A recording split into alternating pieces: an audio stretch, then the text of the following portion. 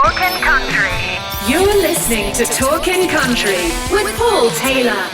Hi, welcome to my channel, Talking Country, where we'll be chatting to the stars of country music from around the world, whether it's in Nashville, Australia, UK, Ireland. You'll get it here first. If you like us, subscribe and give us the big thumbs up. Hopefully you enjoy it.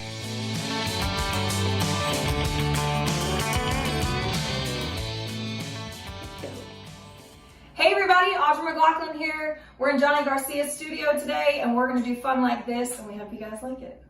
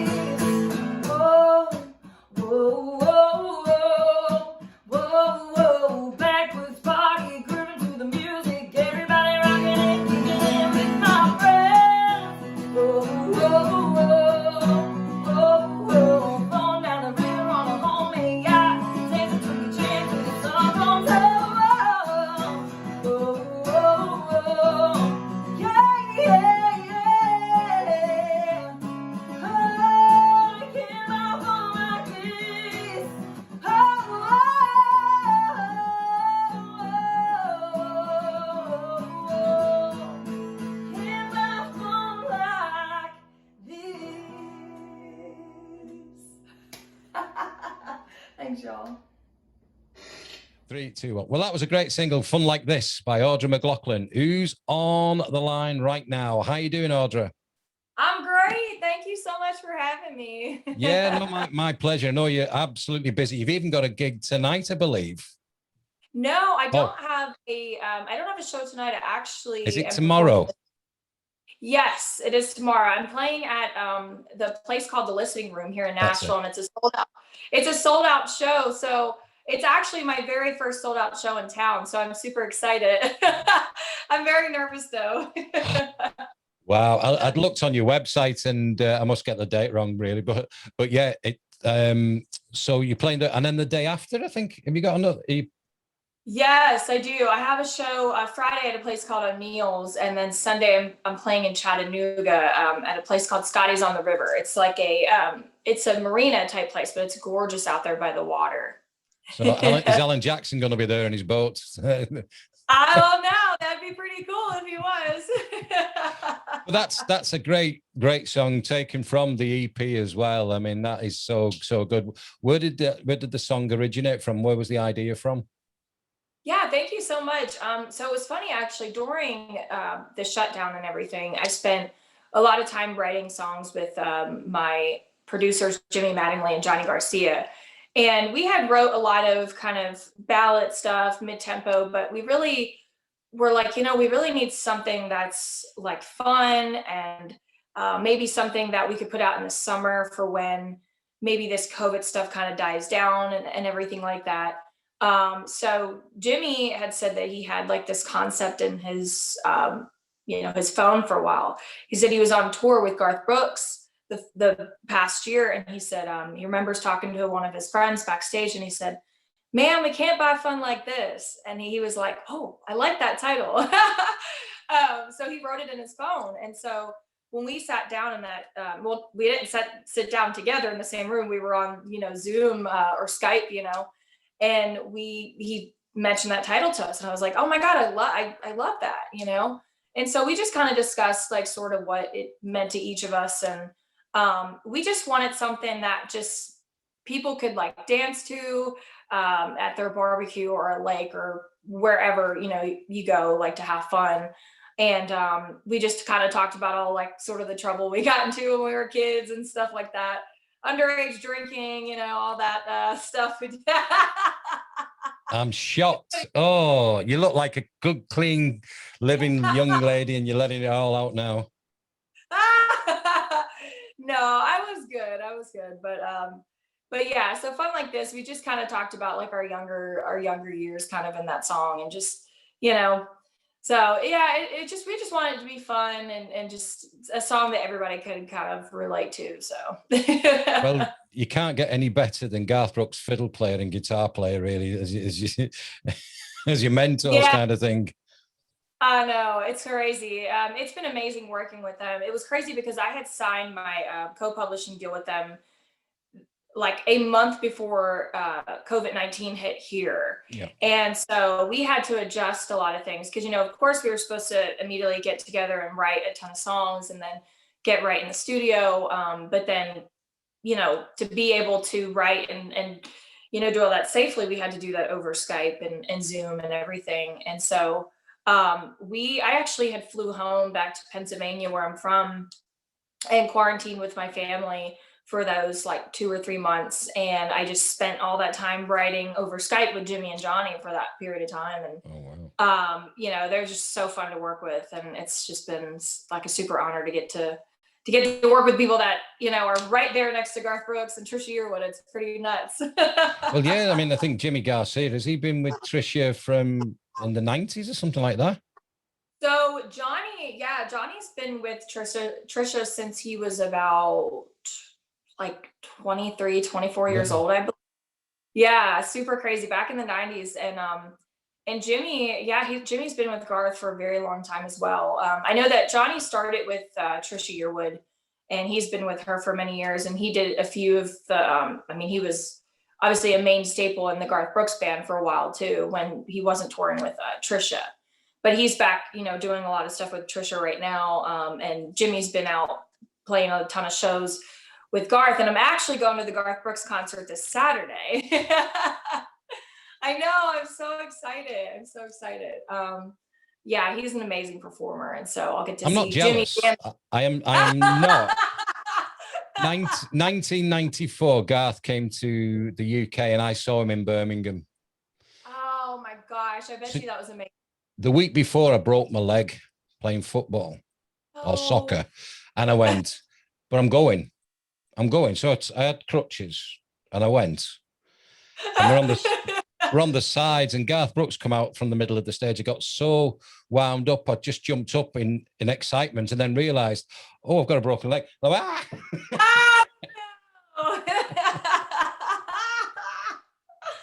And Martina McBride was supporting him as well. It was unbelievable. Oh, did you say Ashley? No, Martina McBride. Oh, Martina. Oh my gosh. She was supporting him. Oh, I love her so much. And everybody was singing Independence Day, and she broke down crying because she was started to sing it, and everybody sang it with her, and she went, oh my God. I know. I'm pretty sure she, was it Garth Brooks that I'm trying to remember who she was doing merchandise for. She started out doing. Yeah, because her husband, John McBride, he was his manager. Yeah. Well, I'm very good friends now because she's been on the show a few times now. I'm very good friends with Ali Colleen. I love Ali. Oh my gosh, she's so sweet. Yeah, she's a doll. I've met her a few times. She's always been such a sweetheart, and she's super talented too. And my bucket list was to come. Well, it was a big birthday for me in April, And I was coming over to Nashville because I haven't been before. And then if Garth was playing anywhere in the US, I was going to fly out to it to see the show. So obviously with COVID, I couldn't go really, but that's me to-do list. I'd like to see Garth again. But more onto you now. But I mean, like you said, you've got a lot of songs there onto your EP, and you're doing a bit of touring. But go on, tell us a lot more about your past. Then, obviously, in 15, you started to sing in the choir and was bullied a little bit, I believe. Yes, yeah. So I started singing when I was about, man, like probably like 7, 8 years old. Not really professionally, but just, I drove my parents crazy around the house singing, and I would just never stop singing. I was just always singing. And I had started with a vocal coach at a very young age, and she started me in kind of like some local recitals at some churches in the area. And then I joined my school choir, in elementary school, and then even on to high school. But yeah, I dealt with a lot of different, some bullying and stuff, because I was kind of just the oddball out. I wasn't the typical, popular kid. I was just the music nerd, and I struggled in school terribly. Like I had ADHD my whole life, and so I had terrible issues with focusing, and I was in classes where there was two teachers to kind of help out. And so, I mean, at those ages, kids, they don't know any better, I feel like. And I think now that I'm older, it's like, you kind of look back at those times and you're like, maybe they just didn't know better. Maybe they didn't know that, hurt somebody's feelings, by calling them stupid or whatever it was, just these different words that, when you're so young, it affects you when you're a kid. But, as you grow older and you're like, okay, whatever, yeah, sure, call me stupid, but when you're young, it's hard because you just want to fit in. That's all you want to do as a child, is have a ton of friends and be popular. And, what I learned is like, just to focus on what it is that you love. And that was what I did with music. Was I tried so hard to just kind of focus my attention somewhere else, and put all my emotion and all of that into my music. So it was tough for so many years because, I was never really a school person. I tried so hard. I studied, but I just never was like a book. I was just never really book smart, I guess you could say. But look at that now, though. I mean, look where you are now. And I mean, that again, that's a great, I won't say great, because I've had a similar thing in my past, but it's certainly a thing that you can draw from, even in your songwriting and in your performing, because then you can go, look at me now, nerds, point fingers back at them. I mean, I was always a big guy. I was a big lad. I mean, I think it was about 16 stone when I was about 12 or 13, I was always like picked on as such. Right. And I used humor to deflect it. See, I wish I would have been a little bit more clever. I think like I was just always a very emotional kid. I mean, and I'm a female too. So, we tend to be a little bit more sappy or whatever. I'm saying nothing. I'm having nothing to do with that one. You're okay. No, but, I was very sensitive, I guess is the right word to use. I was a sensitive kid, and I still can be sensitive, but not as much as I was when I was very young, so, everything you take to heart, you're like, oh, why don't they like me? Or why don't I fit in? And I remember it even came down to one time when it was my birthday, and we all used to decorate each other's lockers, and even I did to my friends. And I remember coming into school that one day and my locker wasn't decorated. And like, that just like bummed me out so bad, and I look back at it now and I'm like, oh, whatever. But, as a kid in elementary school, you're like, why didn't they decorate my locker? So just like little things like that you think of, but like you mentioned, Paul, it's just, focusing your energy on other places, like things that you love. You said you played soccer and stuff. So, it's just, you find those, like, whether it be sports, music, or acting, or, anything, you just try to focus on that. And that's hard as a young one, but you know, you learn to get through those things. You do. And I think it was actually funny enough, about 22 years ago, my oldest daughter, like I said, she gets married in a couple of days. And she said to me at the time, she said, I've got you this form to fill in. I said, what is it? She said, it's a talent show called Stars in Their Eyes. Oh. Where they have like, you know, you perform your idols. I went as Garth Brooks. Wow. And that's so cool. I don't think they knew who, you know, I had a panel there. I didn't get on the night on the recording, but I got like the substitutes bench, you know, if anybody dropped you like next in. But it was then that gave me the confidence then to perform. Friends were saying, go on, have a go. And have done ever since, you know. So, wow. But it's great then because I go on stage and people say, do you ever get nervous? I go, no, I love what I'm doing. Why do I need to get nervous?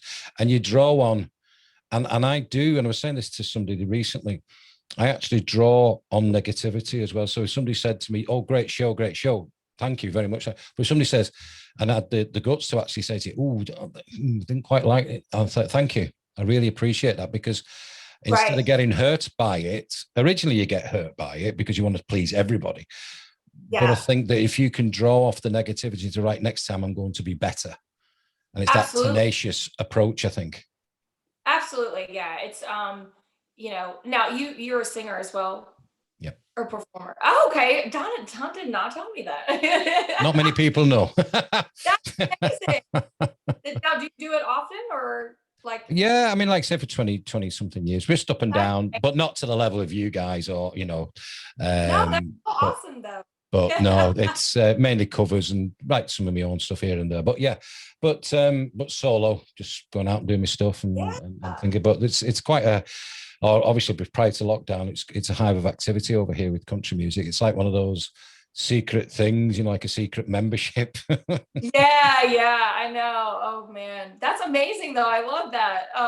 So you get it, you know, you get the whole like it's a tough thing to do to kind of steer that energy somewhere else, because, you know, yeah, I've had some like different people that, you know, I remember a guy came up to me at my show one time. This was like maybe a month ago, and he was like, hey, try singing the songs and not screaming them. And I was like, oh, thank you so much. I was like, I wasn't really sure that I was screaming them, but thank you, you know, like it was just odd. And, you know, and then of course you get the people who are like, oh, I know sound and I know this, and, you know, the ones that know everything and, you know, it is what it is. I just try to go, you know, like you said, you just kill them with kindness. My grandfather always taught me, you know, just to always say, thank you so much, you know, and because he's like, why, I remember him always saying, it's like, why, you know, give them the satisfaction of like knowing like that they hurt you or something, or that they bothered you. So you just turn that energy into like a reverse psychology, you know, and just say, oh, thank you very much, I appreciate it. And then just like they look at you like, oh, like what happened? She didn't get mad. I tell you what, one of the biggest things, because I do all my own, you know, I haven't got any but you know, people to go around me, but I do my own sound and whatever. And then you get there, and then some people come a little bit early, but you're doing a sound check and somebody comes up to you and go, you're a little bit loud. And I went, oh yeah, there's nobody in yet, and it's called a sound check. You've come in too early, you know. And I'd be a little bit sarcastic with them. I said, you know, but I've got a really good tip for you, although you will have people to do your sound, but they might know this, but somebody taught me this. I my own sound. I don't have any, I mean, unless like I am doing like a really professional show of some sort, I have my own sound system, and I'm still trying to figure out how to learn it, honestly, sometimes. Well, if somebody comes up to you and says it's too loud, I'm going to tell you a tip now, but I'm going to have to clean it up because obviously it's on radio and stuff. But if somebody says, oh, it's too loud, I've had this. I've done sound for many, many years. I go, all right, then, thank you for your advice. And then you go to your mixer and then you just hold it. And then you go, right, I'm going to start again. Just tell me if that's okay. And they go, no. You haven't done anything with it. And that's perfect. And a friend of mine taught me this. He said, do you have a DFA switch on your mixer? Goes, and I'm a bit of a gadget man. I go, no. Is that a new thing? No. He went, no. It's a switch that does I'll leave it to your imagination what the F is, and then all.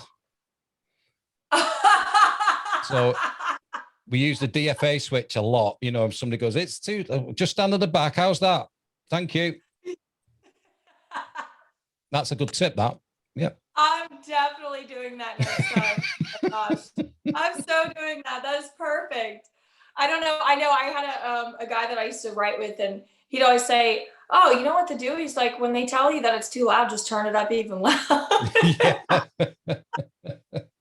He's like, who cares, you know? But yeah, people can be quite interesting. And I'm like, hey, and I say the same thing. I'm like, relax, y'all. I'm like, we're not even done sound check yet. I know, we're just saying they've come in a bit too early. So, you know, just give us a, we're better than this, you know. Yes. But I love it when an old dear comes up to the stage and goes, your bass is a bit loud. And I love my bass. And I go, yes. You're like, love it. Perfect. He said, my heart monitor's going off on one. Well, I'm sorry, but you know, this is the thing. Yeah. Why are you sat in front of the speakers? I said to one woman, she says, you're too loud. I went, and I was like, you know, finished the song, and I says, you know, thank you for the feedback. But I said, why are you sat in front of the speaker then? Like, exactly. Right. I know. That's what I don't understand. Some people, like, they'll come in and they give you these like faces like, oh, and then they're like this, and you're like, why did you sit right there? You know, like, it's like, sit back there, you know, let the people that want to listen to the music. I mean, I understand I have a pretty loud voice, so I understand why sometimes people are like, you know, okay, and you know, and I'm respectful and stuff, but sometimes it gets a little ridiculous with people just constantly like, and you're like, oh my gosh, give me a break. Like, let me get through the show. But we're just going to take a quick break. But when we come back, we'll talk a bit more about the voice. I want to hear all about the voice and Blake Shelton.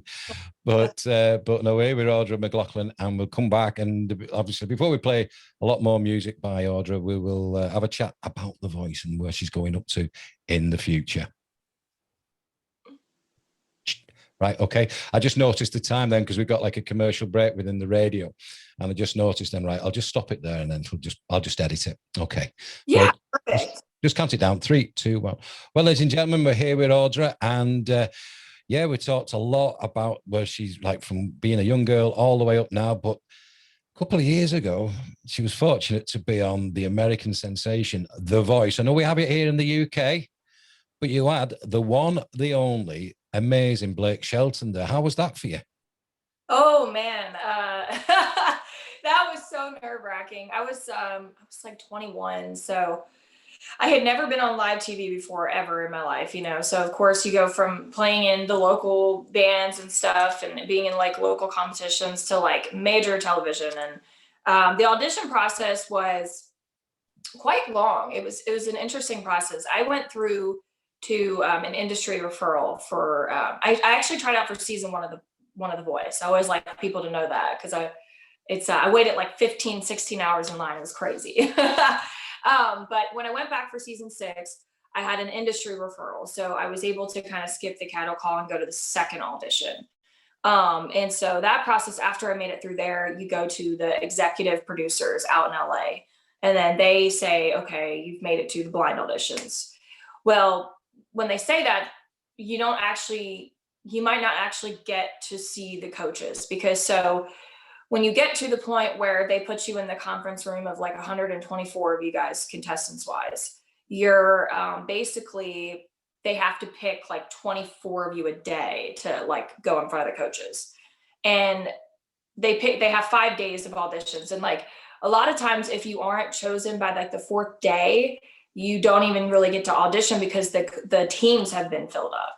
So you spend all that time out there, and then you might not even get a chance. But so it's like winning the lottery. But I was chosen for day 1, and I remember waiting in that like waiting room like all day long, waiting to audition. And then they came and they said, well, the coaches are tired, so we're going to move you to day 2. And I was like, oh my gosh. So I'm like, I have to wait and anticipate again and get ready, you know? And so I remember that second day, I was the very last one of the night to go at about 8:30 that night. And, you know, ended up getting on Blake's team. And and just kind of going from there. But just, I think the whole process, as far as the very first like blind auditions, I was just so nervous. I was like, oh my gosh, I was like, please don't forget the words. Like, you know, the whole like the whole worry that we all like think about as performers, you know, like don't forget the words or don't say anything that's going to be embarrassing because this is live TV.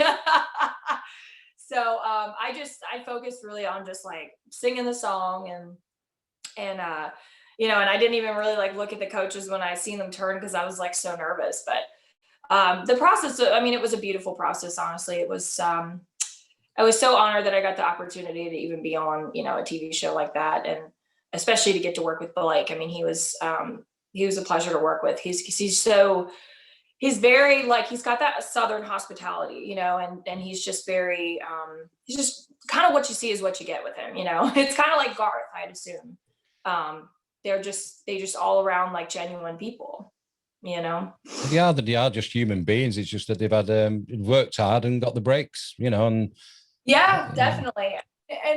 But like I think I hate when I like hear that like somebody that I've looked up to like is not as nice as they come across, you know. So it's always nice to hear that like people like that I've looked up to, like someone like Garth and you know, Trisha and all those people are like actually genuine people, you know. So that always goes a long way as an artist, I think. It's been great because I've had a couple of people on here who've shared some stories of like Garth and that, you know, and one or two nobody knew up until the people have actually told the stories. I said, do you realize this is on radio? And they went, yeah.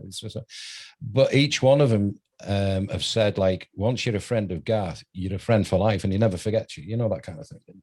And you think, wow, obviously you see all the razzmatazz and the media and speculations and blah, blah, blah.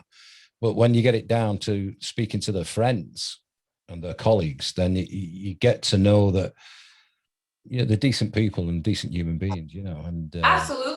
Yeah, for sure. I mean, and working with Blake was so much fun. I mean, now we don't get to work with them as much as it kind of perceives on TV, of course. And I'm not sure if that's the same way as yeah.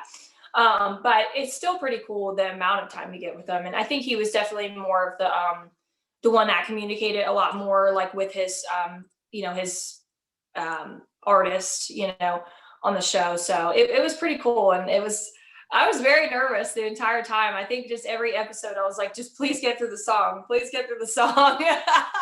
I was like, don't remember that millions of people are watching and my whole entire hometown at home is watching. So don't embarrass myself. But I mean, look at, was it American Idol, Carrie Underwood, Scott McCready, you know, and people like that. Then, you know, I mean, over here, it's slightly different because country, you know, it's still one of those genres that, you know, people like. Yeah. But like, you know, people come up to me on stage and go, do you know that Dolly Parton number? I'll go, I'm 6'2" and 17 stone. I ain't doing Dolly Parton. You know, the funniest one, before I forget, the funniest one was I played this football ground. They had and somebody said it was country music. And I went there and it wasn't really. It was just people just, you know, players, some of that. But there was one guy who was quite drunk and he kept saying, I love Shania Twain, play Shania Twain. And I said to him, have you been and had your eyes tested? I said, I'm 6'2", 17 stone. You know, and play Shania, please, mate. And he kept coming in front of the stage and there was no bouncers there. And I'm just having a laugh. And I'm one of these people, I can wind it up, I can take it and have fun. So he kept coming up and up. So on my encore, I realized they had like an iPod. And they had all me like, it was a few years ago. It wasn't iPhones then, but basically I had all the set list there of Shania. So I thought I'll play this. So I connected it to my mixer. Yeah. And I played it, went da da da da da da, and I just mimed over it, went, let's go, girls, you know, I'm going out tonight. And everyone was like, yeah. And he come up to me at the end, he went, mate, that was brilliant. He said, you sound so much like Shania Twain, it's unbelievable.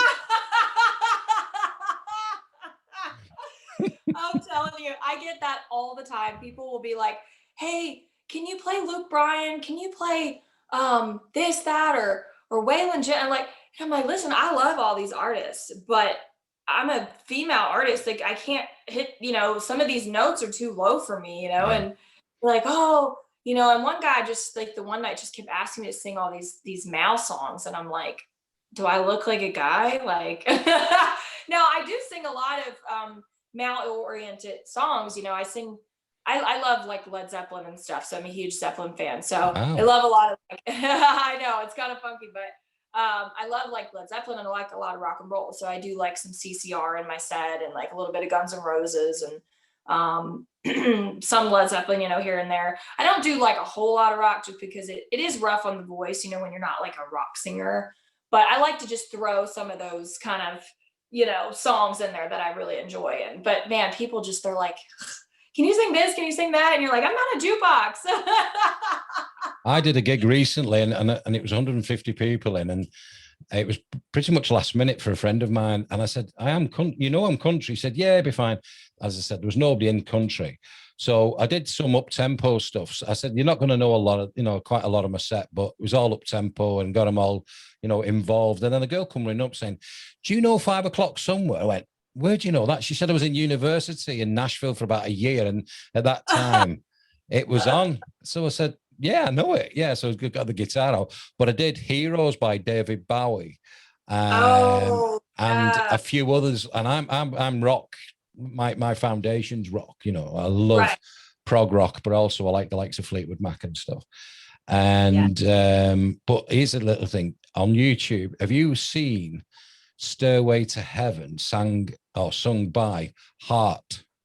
Oh my gosh, yes. I am like absolutely like obsessed with Heart, and that whole, they did like a whole like medley type thing with that. It was just incredible. I could not believe Ann and Nancy. I mean, I think it's Ann who plays is it Nancy who plays the guitar? Yeah. I think no, Nancy's the singer, I think. Yeah, either one, whichever one just rips on the guitar. I mean, I was like, oh my God. So I think they've implemented that. And I mean, I don't know if I don't think they're touring right now, but when they were doing their tours, they were doing the whole Stairway of Heaven, like medley type thing, going into different Led Zeppelin songs. And I was like, wow. This was in front of Led Zeppelin because they were being honored. In the audience, there was Paul McCartney, there was all sorts there. And he came out and he just blew it out the atmosphere. It was just brilliant.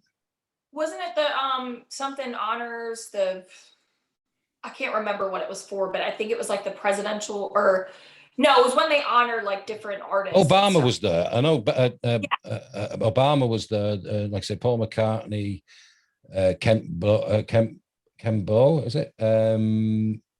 There's loads who've been honored in the past, but there's a great one of Merle Haggard when he got honored, and Brad Paisley and Vince Gill were doing Working Man Blues and like trying to outplay each other on the guitar. It was just phenomenal. Yeah, it's good. I know, I love those things. But yeah, I love Heart. They're definitely one of my favorites. It's funny you said David Bowie. My mom is like a huge David Bowie fan. She has been since she was a kid. Yeah, I've seen him. She has all of his records. Like she used to be one of like his followers, or she would go to like all of his shows when she was younger.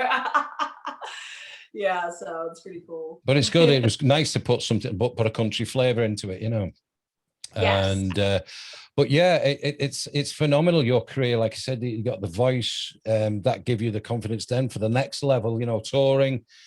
And like I said, this I just said prior to recording, obviously I'm the interviewer now for the British Country Music Association. So you're in a position now where you are making that progress from the start, starting out a couple of years ago. But like I said to a lot of people, it's like a person's career is like an iceberg where you see the tip, but the years of hard graft are below the surface of the water, and you've done the hard yards and paid your dues, and this is where you are now. And people say, how have you got that, record deal with Johnny Garcia and all? And it doesn't just happen like that. It's hard graft, it's work, it's networking as well, isn't it? Yeah, a lot of it is definitely networking for sure. I think that if I would have never, got the took the, I'm trying to think of the right word, like had the guts to, pick up and leave home and move to Nashville, I don't think I would have met Jimmy or Johnny or all of these people that I've been connected with, my vocal coach and you know, just different people that have been helping me as far as booking and all of these, you know, friendships that I've made and connections. Like, I don't think I would have made those if I didn't, you know, just one day say, all right, I gotta put my big girl pants on and I gotta take this leap and I've gotta move, you know, because nothing was happening back at home. I mean, I was playing tons of shows and in the local, but you know, on a bigger scale, you know, nothing was happening for me, and so I knew that I needed to take that big next step, and that was Nashville, and I think that, you know, it's a building process, you know, and people do think they like, when you see somebody that like ends up blowing up in their career, like people will be like, oh, I love this artist, but it's like they don't know how long it took them to like actually get to that point. You know, they probably could have took them 10 years like it did Blake Shelton or, you know, a lot of other artists that I know of. And so a lot of it is, yeah, it's just kind of like putting yourself in the right, you know, positions and meeting the right people and just constantly networking and meeting as many people as you possibly can. So that's. No, it's good that. And again, I would imagine that obviously talking about the bullying side of things earlier on in your life. And you know, how did you feel when you got the first knockback? You know, because it's not always plain. People think, oh yeah, you know, you just come up and turn up. And we've heard all the stories about Garth. I've been told many, many times by the likes of Kent Blasey, who's a good friend of mine now, who wrote If Tomorrow Never Comes. And he was telling me like, Garth got knocked back, knocked back. And he was like getting down and despair. How did you feel about that? And did you draw something from the negativity that you had at school to push you? Yeah, I think, you know, it took a long time, of course. I mean, because I, you know, in my teen years, I guess you could say, again, I was very sensitive and I took a lot of things to heart and things like that. And I think once and my parents have always been such an amazing like support system to me, and they've always kind of talked me out of my, you know, my head and just said, you know what, just don't even bother with these certain people. And I think as you get older too, like even like maybe in 11th grade or something, you know, Yeah.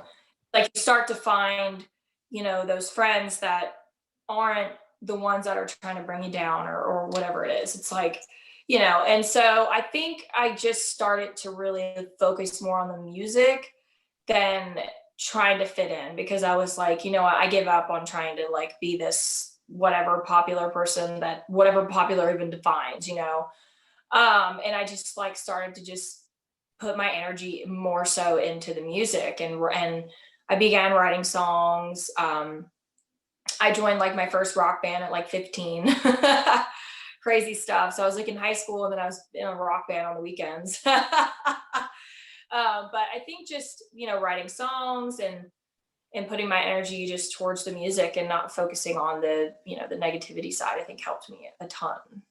And the songwriting side of it, I mean, do you get in the round like around? Freeze? Oh, hello. Oh, what happened? Is it frozen? Oh, it froze for a second. Oh, it's like, okay. Yeah, technology, eh? No, I was on about the songwriting. I mean, where'd you get your inspiration from songwriting? Is it, you know, do you have partners to bounce on, like you say, Jimmy and Johnny and people like that? You know, I think it comes in waves, you know, like, so sometimes I could just randomly get like an idea in my head and just sit down and write it myself, you know. And then typically like on a collaborative effort, I tend to write more of my upbeat songs when I'm collaborating with Jimmy or Johnny or any of my collaborators. Just because, you know, of course, when, like, I think a lot of artists say this, is when you sit down by yourself and you're playing, you tend to write more personal songs, right? So a lot of times, like when I've written like some of those ones and I've brought it to Jimmy and Johnny, like we've had to just tweak a few things to kind of make it more appeal, like, you know, to bigger, not change the vibe of it, but just like, you know, just some words and things like that. Cause I'm actually still really growing in my songwriting as far as lyrics go. I mean, I've always been a very natural, like melody person. Like I've always been able to come up with like random just melodies, you know. But you know, on the lyrical side, that's something that I've been, you know, getting better at, I think, as an artist. But yeah, I definitely love the collaborative process of it because you can kind of bounce ideas off of each other, you know, and maybe if you were just by yourself, you wouldn't have gotten the same kind of song out of it, you know? So it's fun to collaborate. It is. I mean, it's quite interesting, really, because I speak to so many songwriters now, and I always get, you know, I've gone from listening to an artist to listening to behind the artist a lot more, you know, the producers, the songwriters, and how they come about. You know, does it the melody first? Is it the lyrics first? I mean, I was just playing around with my guitar the other day, just stringing it, you know, just getting tune, and I come up with a chord progression. I went, oh, Yeah. and then I suddenly got my phone and I'm like, right, record that. I'll park that. I'll try and get some lyrics to actually fit that or something. But it took me to Mexico straight away. I went, Dusty Town in Mexico. It's got that vibe about it, you know. And I'm just going, and it was just D-A-G, D-A-G, G-D-G-A-D. And it was just, but it was the different strumming. And I went, quite like that. Cool. but you know, what about yourself? I mean, is that something that comes naturally to you? I think so. Sometimes, you know, I wouldn't like consider myself as like a, you know, a shredder of a guitar player. You know, I mean, I play chords and stuff, and I accompany myself a ton on a bunch of acoustic shows. I play shows all the time solo. So, but yeah, I think randomly sometimes like I'll just play something and I'm like, ooh, what is this? Like, where's this going? You know, and so I try to record it right away just so I don't forget it in like my phone or something. But yeah, I think it happens all like differently. Like sometimes, you know, I might just be walking around my house and I get like a melody in my head and I just start singing something so random that just came to my head. And it's like, where did that come from? And I'm like, man, I need to remember that to record it. Or like the worst is like when I'm like, say like out to dinner or somewhere and I'm like in this bathroom and I'm like, na, na, na, you know, singing. I'm like, dang it, I need to get that. And people will probably in the stall think I'm like nuts or something. They're like, who's this girl just singing along in there? The bathroom sessions, you know, it's like, you know, get the natural reverb, you know, Yeah. and but yeah, I mean, it's great. And just to finish off, I always ask this question, especially with the sort of American artists or artists across the pond, this particular question, and get a flavor of the artists themselves when I say this. Mount Rushmore, and this is the Mount Rushmore question, is you've got the chisel, you've got the hammer, but you want to change the 4 heads on the mountainside at Mount Rushmore. Who would you replace those heads, those historical heads in American folklore with that people have inspired you over the years? Okay. I think like artist wise, like entirely singers, up to you. It could be family, it could be artist, entirely, or a mixture. Okay, cool. I would definitely say first and foremost my grandfather. Of course, he was such a staple in my life, in my career, because he was like, he played piano by ear, which I thought was crazy. Wow. Like yeah, like he could like hear anything and just be able to play it, and I just always thought that was incredible. And so he was definitely like one of the ones that I like at family parties when we were young, like he would play and I would sing, and it was just always such a cool bond that we had. And we always had our song that we would sing together, which was As Time Goes By. Like a lot of different artists, you know, have performed it, but Frank Sinatra being one, I think Dean Martin, you know. So that was one song that we always sang together. And so we would go around to nursing homes, and like during the holidays, we'd sing for, you know, some of the sick people, and just even, you know, at the nursing homes, you know, just to kind of, you know, keep people in good spirits during that time. And so, yeah, definitely my grandfather for first, I would say, for sure. And I always, just have, hello. Oh, sorry, something popped up. Oh, it was telling me wait, is there a way, can I plug in my iPad thing real quick? Yeah.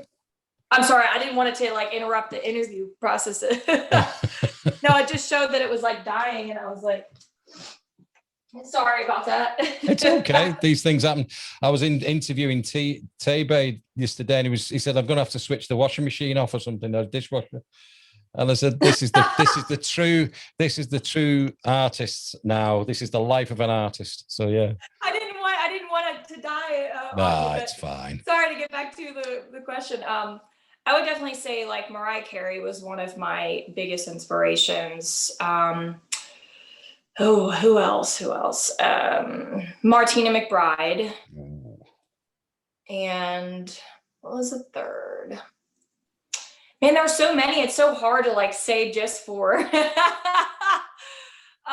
But like, yeah, definitely. I think 3 artists that I grew up listening to would have had to be Mariah Carey, Martina McBride, and like Christina Aguilera. I think were 3, definitely like ones that I just, but like to add to all of them, like Celine Dion and like Aretha Franklin and Etta James, there's so many. It's like so hard to just choose 4, but I definitely think, yeah, for sure the 4 that I looked up to, as a young well, girl.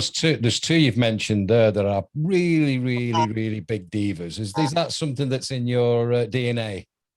I am not a diva, and that's why like sometimes I get like afraid. I'm like, I don't want people to think that like I'm like a diva, because I'm definitely not. There's no diva like whatsoever in my blood. Well, this is being recorded. This is being recorded. So in 5 years' time, and we'll keep abreast of your career. Let's come back to this, and they go, you're asking for water at room temperature now. You want your lighting done like this. Yeah, No, I mean, I've always honestly drank room temperature water just because, it's supposed to be like the thing that singers do, right? But no, I've always been one of those people that I'm just like, yeah, sure, whatever, but I'm not like, picky or anything. But I think it was just their voices that, drew me in as a young girl. I mean, because I didn't really know the diva side of all of it then, but I just drew to their voices and their vocal chops, and so I just some of the best. It's just it's hard to it's hard to argue. I mean, I'm a big Mariah Carey fan myself, really. But that it's such a great honor, really, to chat to you, and I wish you all the very best with your new music, and obviously your gigs tomorrow and over the weekend. And a little favor, I mean, although we won't be able to hear it, dedicate one to my daughter Jessica on her wedding on Friday, if you can, and just play anything you want, but just a big shout out to Jessica and Matt. That'd be good. Yes, absolutely. Sorry, it froze up for like a minute, so I was like all right. So yeah, they get, like I said, they get married on Friday, but it's Jess and Matt. And you want me to play it like just like a random? Yeah, one that you like, what would suit or something like that, and I'll tell them that you're they keep freezing, and I'll tell them that you're doing a dedication over in Nashville for them. So there you go. That'll make the day. Yeah. Oh, sorry, it froze up again. Oh, let me get it. Okay. It keeps freezing. I don't know what's going on. No, it's okay. But like I said, I wish you all the very, very best. And I say good luck with your future. Obviously, we'll keep abreast on here, and we'll come on as a guest again, no doubt. When we get new music, and a big shout out to Donna as well for setting this up as well. And Jessica and Matt, I'm so happy for the both of you, and I wish you nothing but happiness. Oh. And I hope that amazing wedding, and I hope to get to meet you guys soon. Your dad is an incredible man, and very well wishes to the both of you guys.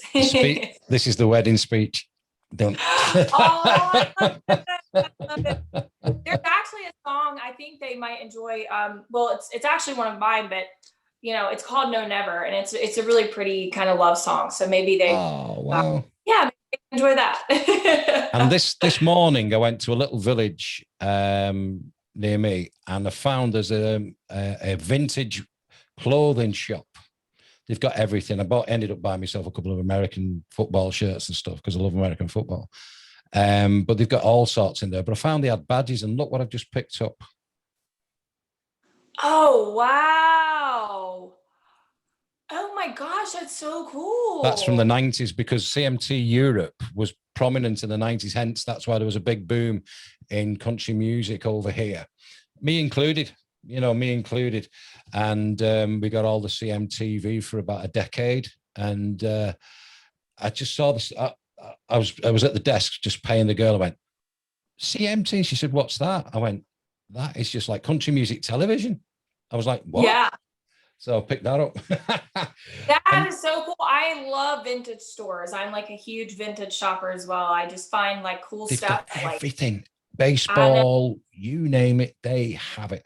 But just talk about CMT just for 1 second before we finish. the very last video at midnight on this particular day, and I predicted this because obviously they said CMT is no longer coming after this date and everything, was The Dance, Garth Brooks, and I predicted that. That was the very last song on CMT Europe. Wow. That's crazy. I know. My God.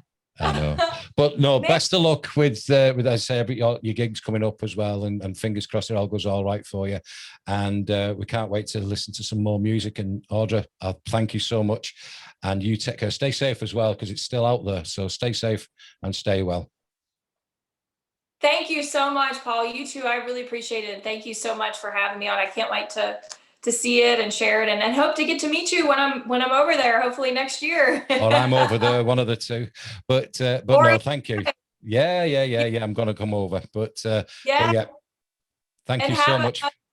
Congratulations, again with your daughter, and I hope you guys enjoy your time. I hope I can remember it. Anyway, but I'll see you soon, my friend. Thank you. All right. Thanks, Paul. I'll see you soon.